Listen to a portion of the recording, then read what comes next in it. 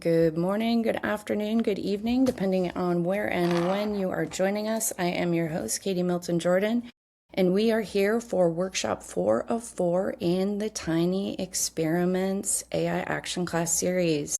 And today, at the end of our class, we're going to have a little interactive class time so that we can all vote on which book we want to do for the next 4 weeks.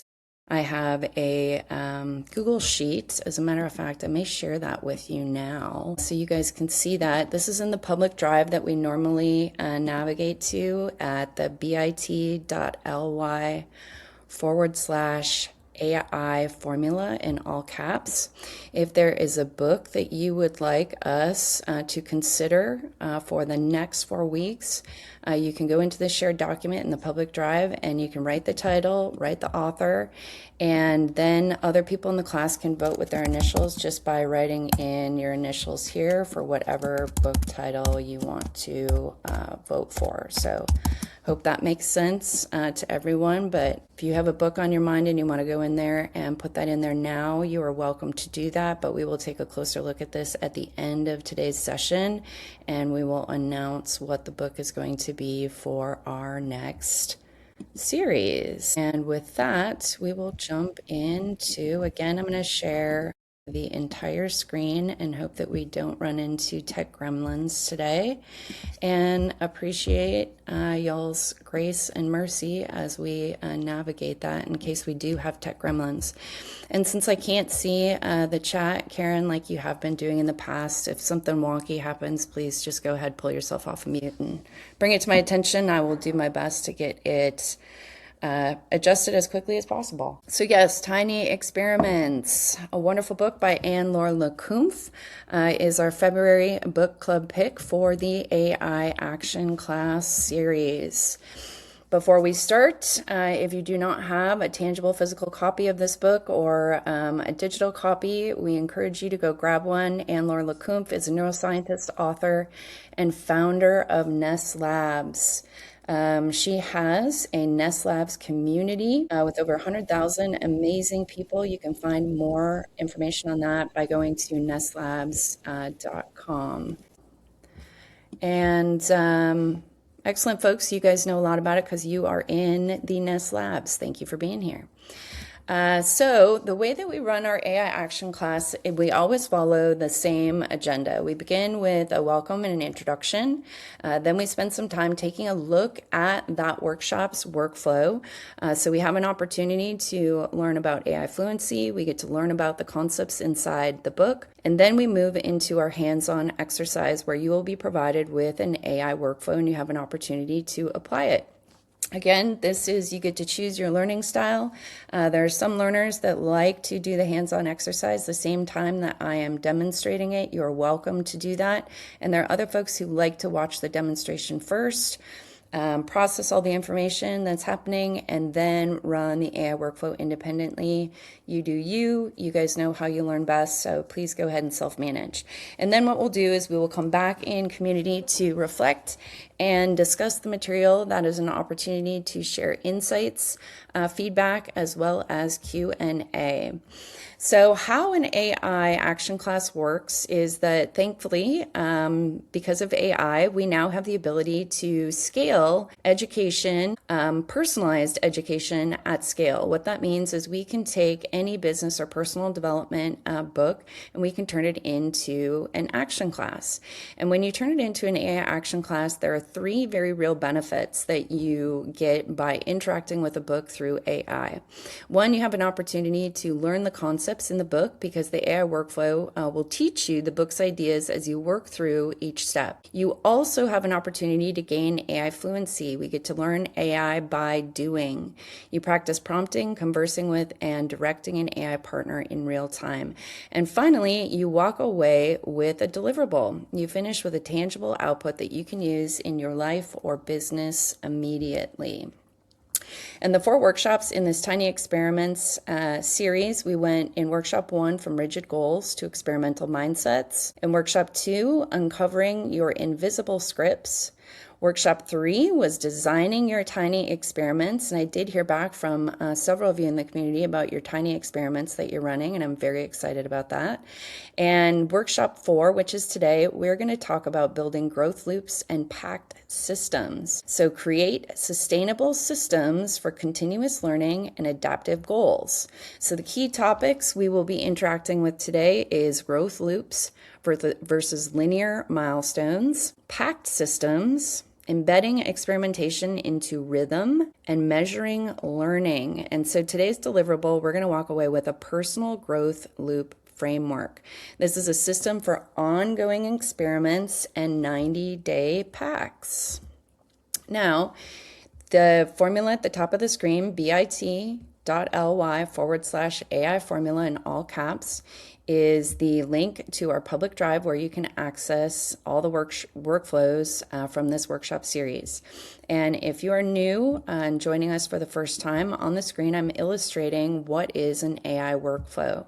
So I'm going to scroll down so you have an opportunity to take a look at what an AI workflow looks like. Now, some folks might call this a long prompt, and an AI workflow is in fact a long prompt, but not all long prompts are created equal. We believe that our AI workflows are slightly different, and the reason why is because we bake in some components that allow us to do work more effectively. One of the things that we bake in to the AI workflow is we tell it to run it step by step. Right here you can see run this for workflow step by step. That way the AI doesn't act like a runaway train and just give us 100 questions all at the same time. We program in there, run this workflow step by step, and the AI will dynamically change its responses based on the context that you give it in each step. So the work that you see on my screen demonstrated today as I work through the workflow is going to be different from what you see on your screen because it will customize and personalize your responses at scale for you based on what you put in there. The other thing that we have baked into this is we give AI a track to run on so that it doesn't go off in left field and say, hey, do you want me to create a thing for that? How about this widget? Would you like me to put it in this format? And AI is really good at suggesting different things that it wants to help you with, but that's not always helpful for us as humans. And so we bake some guardrails in here so that AI isn't able to get distracted by shiny objects. So I want everybody in the class to go to the bit.ly/AI formula link now, and we are going to jump into the workflow. What a friendly reminder of some best practices. We're going to spend the next 20 to 25 minutes doing the application exercise. Remember to work on your work. We try to always bring real challenges and real solutions to the work that we do in AI action classes instead of bringing hypotheticals, theoreticals, or synthetic data. So bring a real challenge from your business or personal life. Use your actual goals, your real plans, your genuine uncertainties, and that's how this works best. Remember that this is your time to learn and explore. It's not only to learn and explore AI fluency, but also to learn and explore the concepts in the book. If you can't think of answers, ask the AI to help. It can make suggestions based on what it knows about your situation and also based on best practices. So if you get stuck, just speak to the AI as though you were giving instructions to an in-person assistant, not as though you wanted what you asked for read back. So I'm also here to help. So if anybody gets stopped up during the application exercise, please feel free to interrupt me and ask for assistance. So let's go to our formula here. So let's take a look into our tiny experiments. This is our public drive. The tiny experiments folder is right here.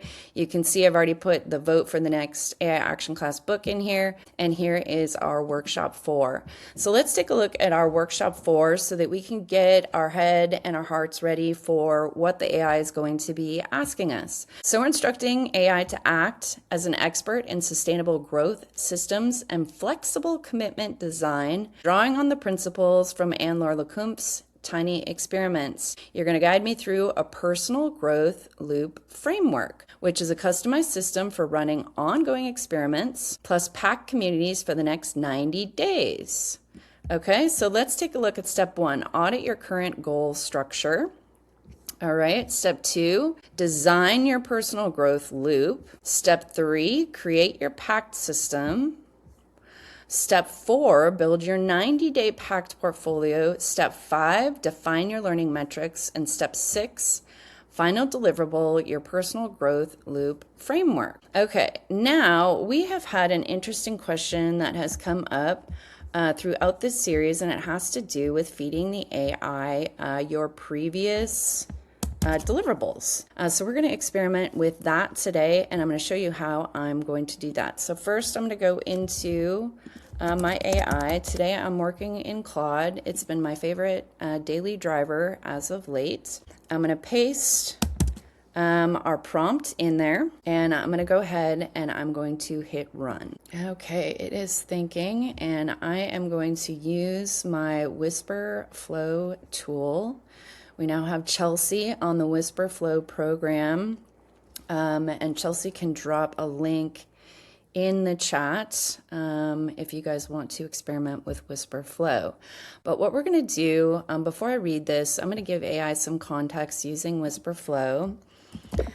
We are at workshop 4 out of 4 workshops in this series, and I'm going to give you the deliverables from workshops 1, 2, and 3 because I think it will be helpful context to the rest of this session. Okay, so we've now got instructed it that I'm going to give it these deliverables. So now what I need to do is I need to go into my Tiny Experiments internal drive and download my deliverables. So we have this one, my mindset audit. We've got my invisible scripts inventory. But then in the last session, I shared with you guys the HTML folder or file that I created in the Tiny Experiments class. So this was my Tiny Experiments canvas. So I'm going to download all 4 of these deliverables and I'm going to attach them right here. Okay, so we've got this HTML, these 2 documents right there. Those are my 3 deliverables from the last 3 workshops. Okay, so let's give it this context. Again, I like it when my AI pats me on the back, so I haven't programmed it to be, you know, super assertive. Here's all of our deliverables. Okay, and let's take a look. So here's the core idea that we're working with. Linear goals have endpoints, and those endpoints are often where motivation dies. You hit the finish line or abandon the race, and then what? The goal is done, but you're not done growing. The emptiness or the frantic search for the next goal is the treadmill. Yikes. Growth loops are different. They're cyclical systems where each experiment feeds the next. There's no finish line because the loop is the point. You explore, reflect, adapt, integrate, and then explore again from a new vantage point. Progress isn't a destination, it's a rhythm. Pacts replace rigid commitments. Instead of I will do X every day for 30 days or I've failed, a pact says I will commit to X. I'll reassess at Y. And here's what would trigger a change: accountability without the trap. The 5 steps we'll work through: audit your current goal structure, design your personal growth loop, create your pact system, build your 90-day pact portfolio, and define your learning metrics. So before you dive in, would you like a quick summary? And I'm going to say, yes, I do want a quick summary, but I also gave it this context. Here's what I know coming in, right? So now AI has now informed itself of all the deliverables that I've already created. So before we do step 1, let's do this.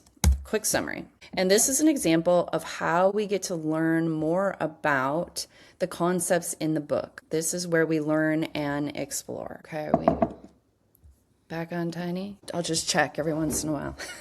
Growth loops versus traditional goals. Quick brief. The traditional goal model is linear. You pick a destination, work towards it, and then figure out what's next. The model looks like this: set a goal, work hard, achieve or fail, and then you're done. The problem isn't the ambition, it's the architecture. Linear goals treat growth like a construction project. There's a blueprint, a deadline, a ribbon cutting moment. Once the building is up, the project is over. For someone wired like you, this creates the arrival-based relief trap. Yes, it does. Your mindset audit named it perfectly. So now it's drawing from the homework that we did in one of the other workshops. It says authority, revenue, stability, then I can relax, which is true for me.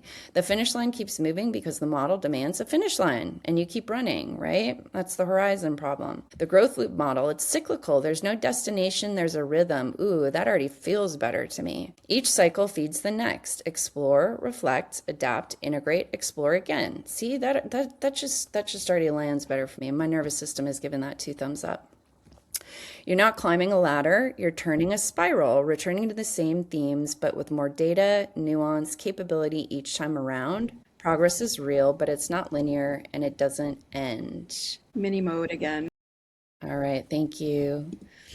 So we've got, here's the key reframe. The loop is the work, not a means to an end. The rhythm itself is the result. Pact versus regular commitments. A regular commitment sounds like I will post on LinkedIn every day for 30 days. It's binary. You did it or you didn't. Miss a day and you're failing. A pact sounds like I commit to showing up consistently on LinkedIn for the next 30 days, and I'll reassess if the format stops feeling generative or life gets loud. Ooh, I like that. The difference is structural, right? The regular commitment, the accountability is to the role versus the pact is to the intention. I like that. Flexibility for the regular commitment, none is built in. The pact, reassessment points are designed in. Failure mode, binary, pass, fail. In a pact, it's informational. What did I learn? In the exit, quitting. In the pact, it's conscious reassessment. Relationship to self is compliance. And in the pact, it's partnership. Pacts keep you honest and kind to yourself simultaneously, which matters a lot for someone whose script says rest is failure and stopping means catastrophe. The through line is that growth loops give you the system, pacts give you the commitments that sustain it. Together, they replace the treadmill with something you can actually live inside. Ready for step 1. All right, let's do step 1. Okay, we're looking at the architecture of how you currently pursue goals, not whether they're good goals, but how they're structured. Are they linear, start, finish, done, or cyclical? Learn, adapt, continue. This is your baseline. I already have significant context from your prior workshops, so I'll ask these 3 questions with that in mind. Answer as briefly or as fully as feels right. Think about a goal you recently completed or abandoned. What happened after? Did it lead somewhere new or did it just end? Right? How do you currently track progress on your goals? Pass, fail, or do you have a way to capture learning along the way? You're clearly running experience, the 3 p.m. system check, the canvas. I'm wondering if that learning is compounding somewhere. Okay, and when a goal isn't working, your mindset audit says you work harder, change strategies, doubt yourself, start something new. Is that still accurate? And do you ever hit adjust before you hit doubt? Take your time. Your answers here shape everything we build in steps 2 to 5. I'm glad that you have significant context from the prior workshops. And when I think about a goal that I recently completed or abandoned, what happened after?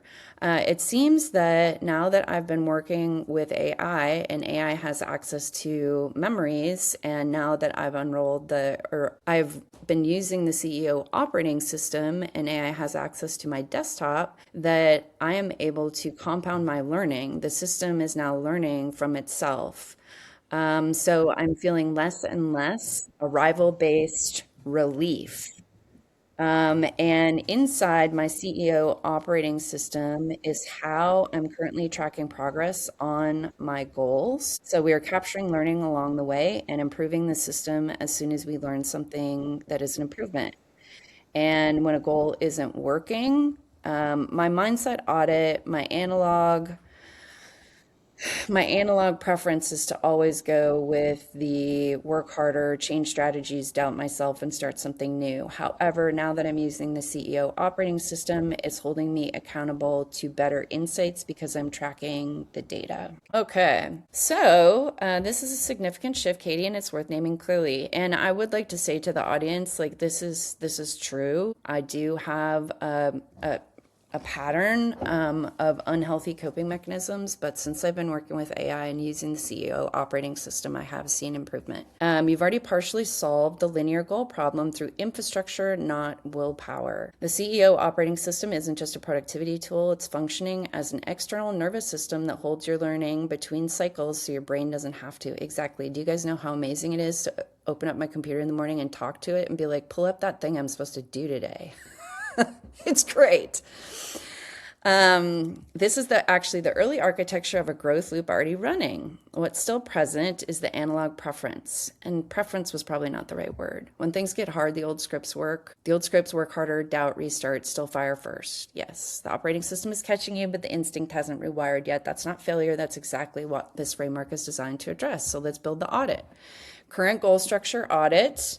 Dominant pattern transitional, moving from linear towards cyclical. What happens at goal endpoints in your life? Okay, the finish line is less emotionally necessary. You're getting signal during the loop, not just at the end.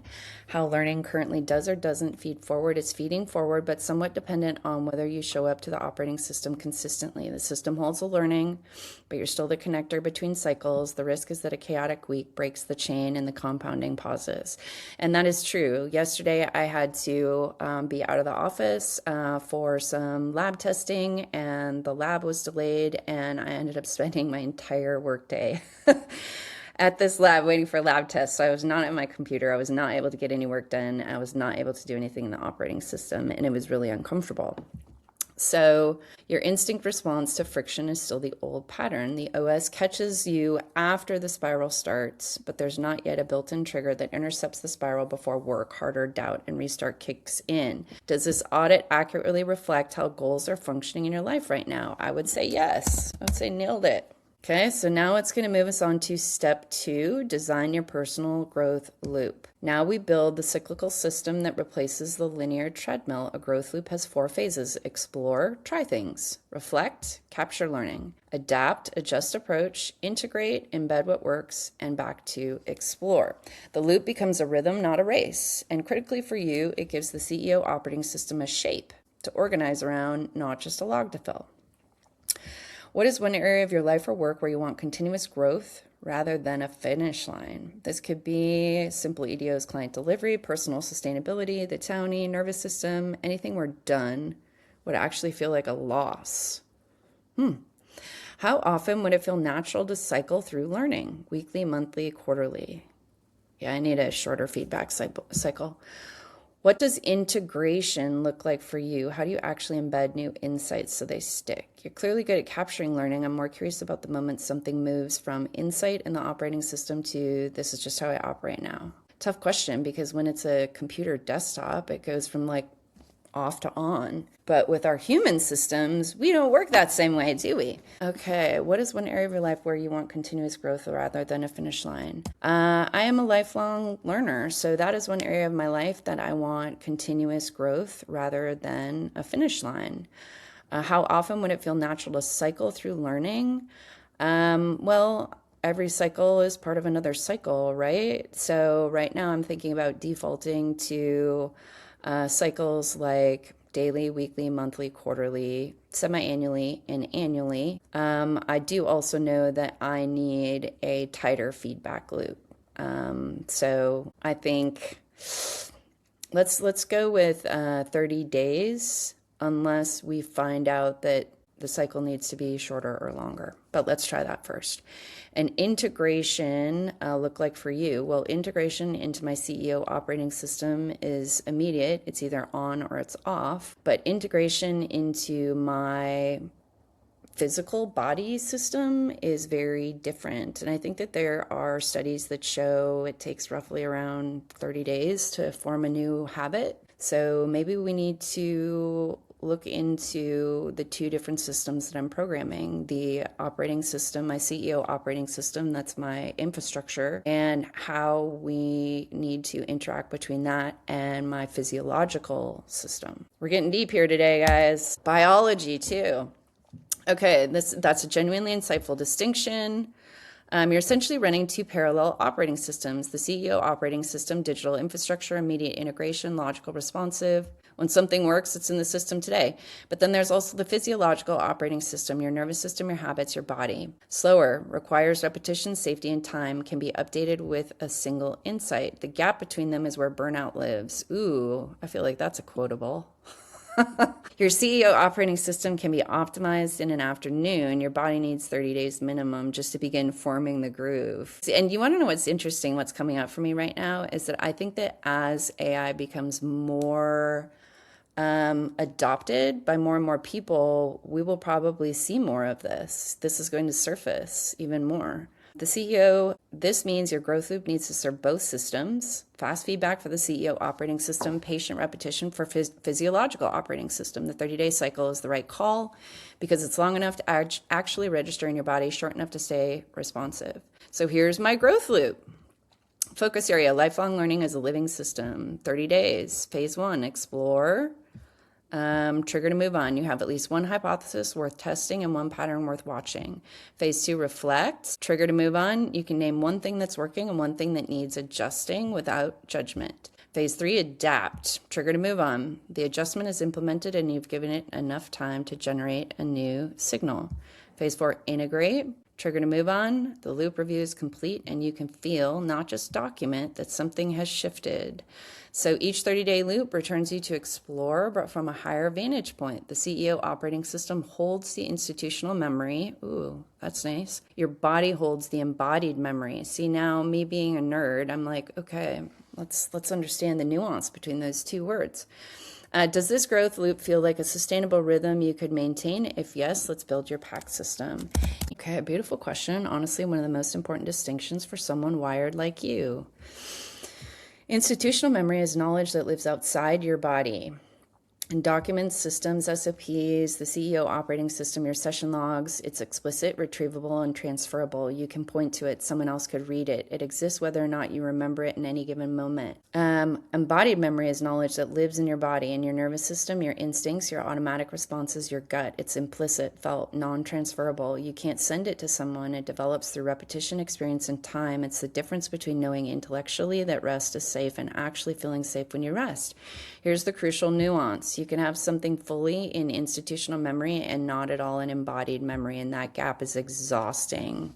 I mean, can we get a yes and amen? Like, right? So your liberation statement for workshop 2, and look at this, it's pulling from the homework that we did in workshop 2, lives in institutional memory. You wrote it, you believe it intellectually, it's documented, but on a hard Tuesday when revenue feels uncertain, your body doesn't feel free. It feels like catastrophe is one pause away. That's the embodied memory still running the old script regardless of what the document says. Your CEO operating system is extraordinary institutional memory infrastructure, but no SOP can update your nervous system. Only repetition, safety, and time do that. I think I need to have AI remind me of this. Why this matters for your growth loop. The reflect and integrate phases are where embodied memory gets built, but only if you're checking in with your body, not just your dashboard, right? And I'm the person that's going to check in with my dashboard. Like, who cares what my body says, right? And this is learning for me in the moment, public learning, right? This is also why the 30-day cycle is right, long enough for physiological operating system and not just logs it. So Anne-Laure Lecomte would frame this as the difference between knowing something and being something. The growth loop is the mechanism that slowly closes the gap, not through force, but through enough gentle repetitions that your nervous system finally decides it's safe to update. The North Star you named, think smarter, live calmer, lead with soul. That's an institutional memory goal. That's an embodied memory distinction. The CEO operating system gets you organized. The loop gets you there, ready to build your PAC system. Yes.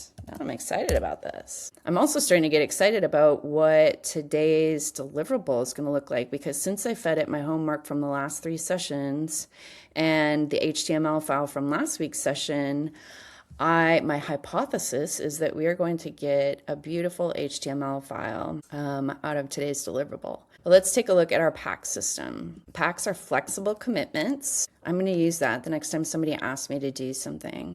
I'm going to give you my pact. It's a flexible commitment. I may or may not be there. They define what you'll do and when you'll reassess, but leave room for how things unfold. The key difference, reassessment is built by design, not triggered by failure. Given what we know about your 2 operating system, I want your first PAC to be something that serves both. I like that. Look at that, AI being assertive with me. Here, I'm going to tell you what to do. 3 questions. What's one commitment you'd like to make to support your growth loop? Think a practice, behavior, or experiment you'll maintain across the 30-day cycle. This could be the 3 p.m. system check you're already running, something for your physiological operating system or reflection practice, anything that directly feeds the loop. What would make this pact feel flexible? What escape clauses or reassessment points would help you stay in relationship with the commitment rather than in compliance with a rule? Remember, your analog default under pressure is work harder. What would interrupt that? How will you know if the pact is serving you versus becoming another box to check? Good questions, guys. Now we're really getting into like the meat of this. These are tough to answer off the cuff, right?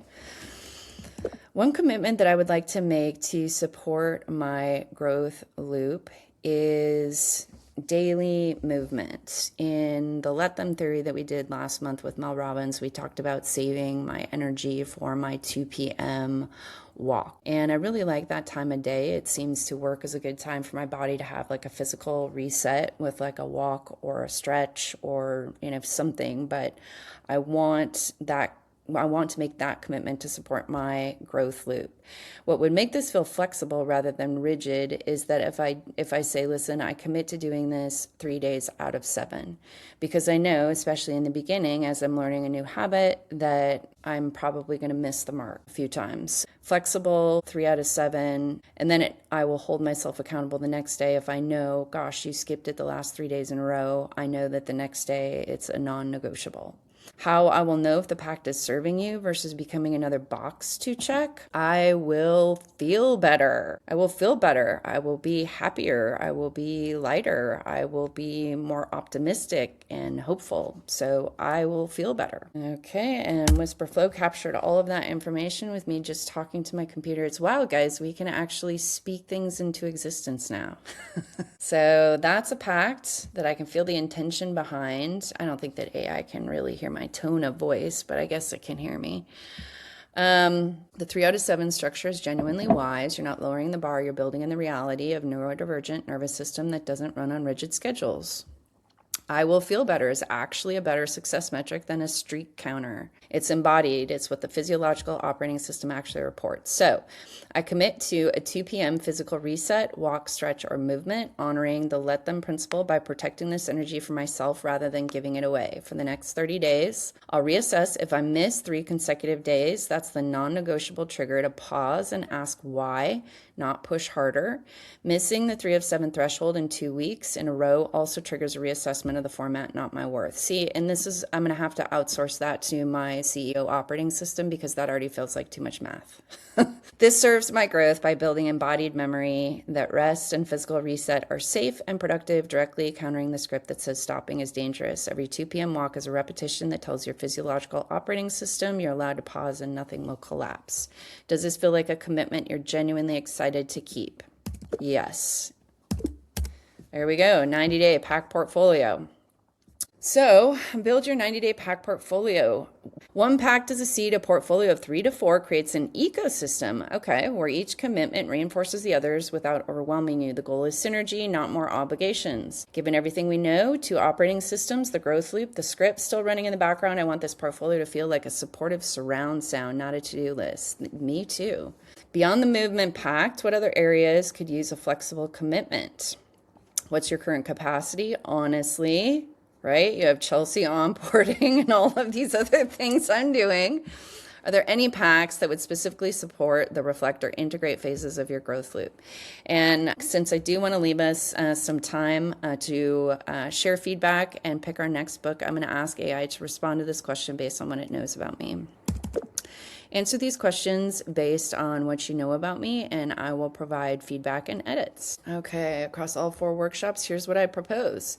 Beyond movement, the areas that need a flexible commitment. Okay, the CEO OS reflection loop needs a pact. Okay, specifically the reflect phase. You're good at logging, but the pause and synthesize moment is where the loop breaks down under pressure. Yes, you see me.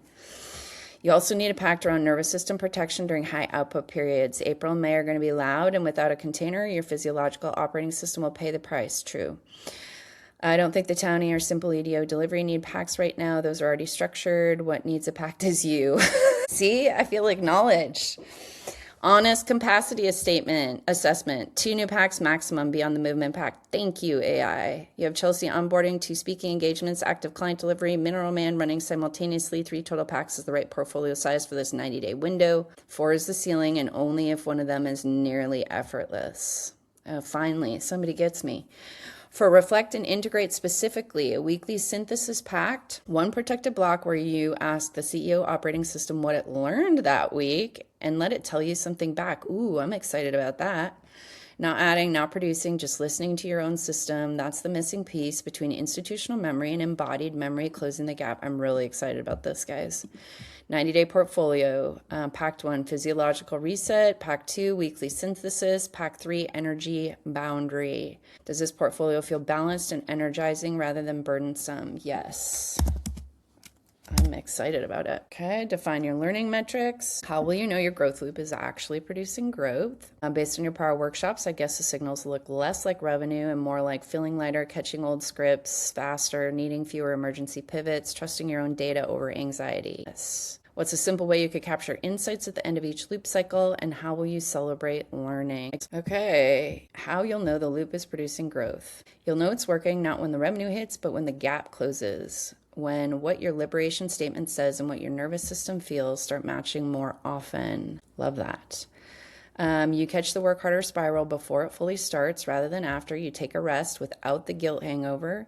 You make a decision from data rather than anxiety. The 2 p.m. walk happens because you want it, not because you committed to it. Chelsea takes something off your plate and you don't quietly redo it. Simple end of loop capture. A single CEO operating system prompt at day 35 questions.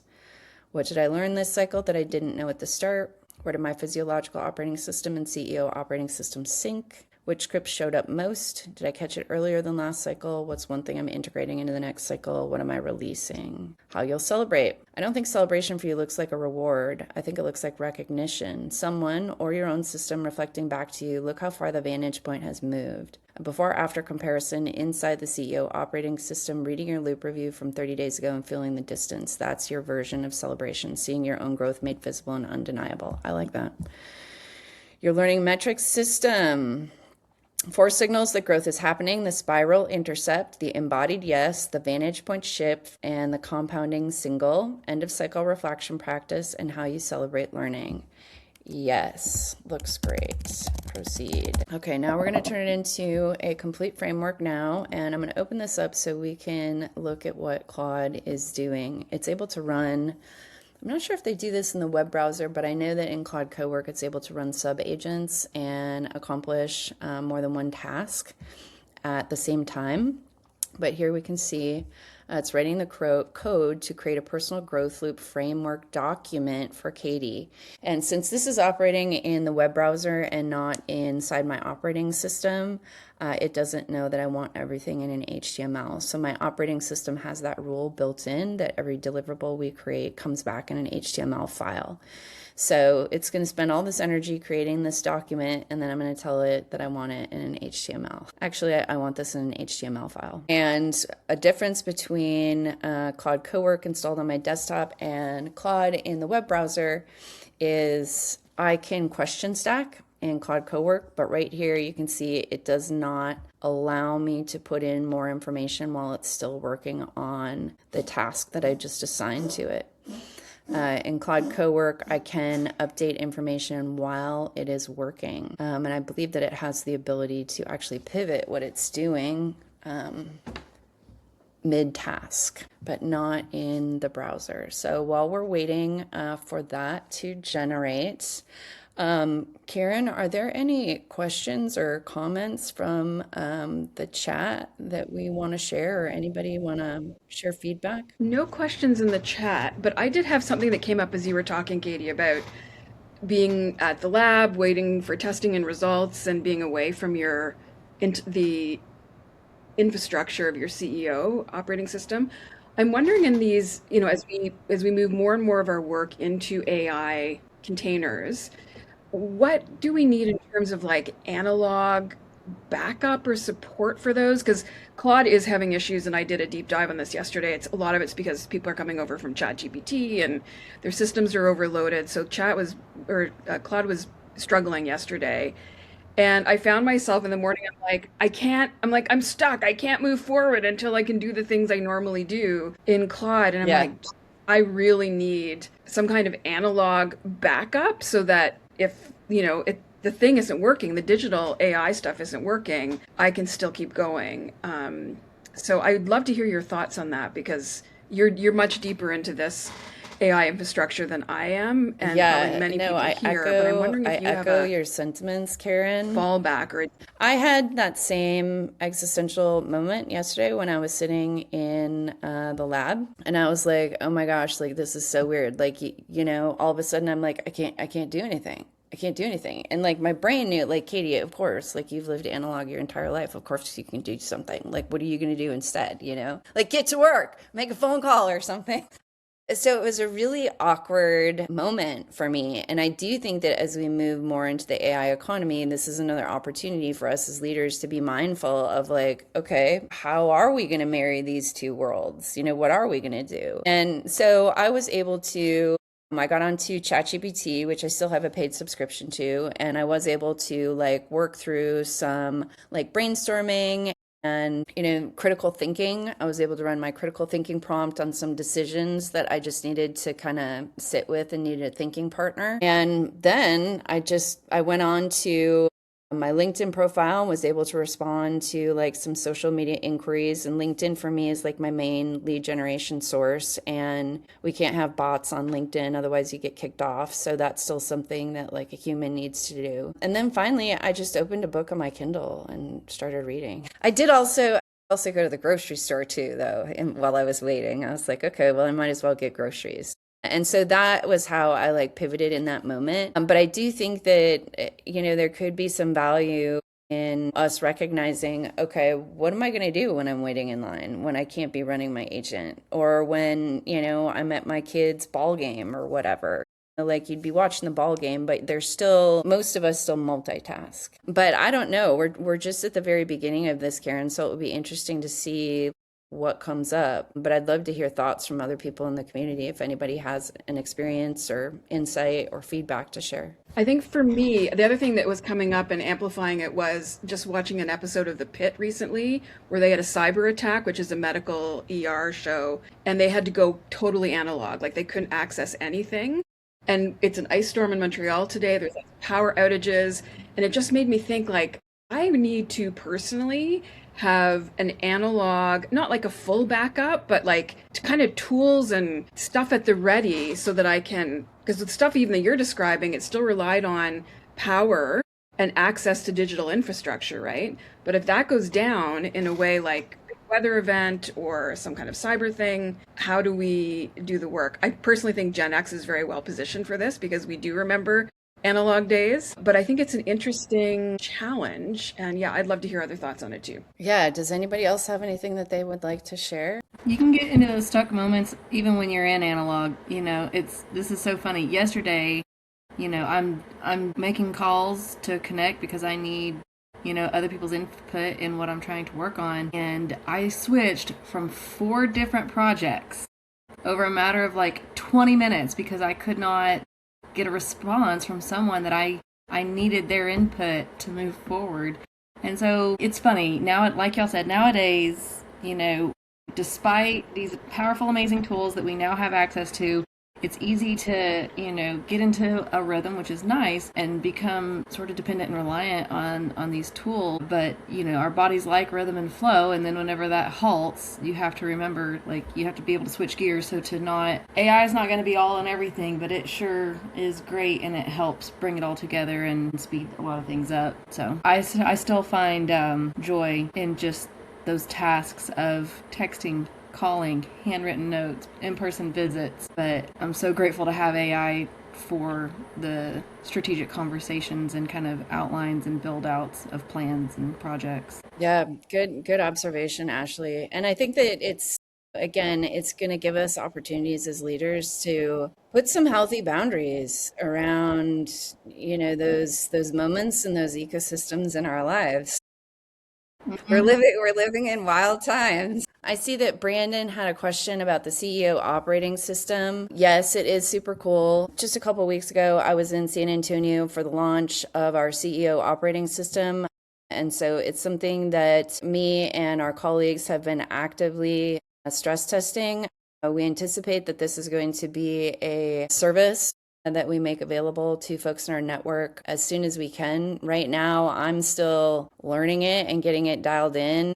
And it's working really well for me, but I feel like if I were to try to deliver this as a service to somebody else, they would have a lot more questions that I'm just not able to answer just yet. But essentially what it is I have created a folder architecture on my desktop that is the brains of the AI.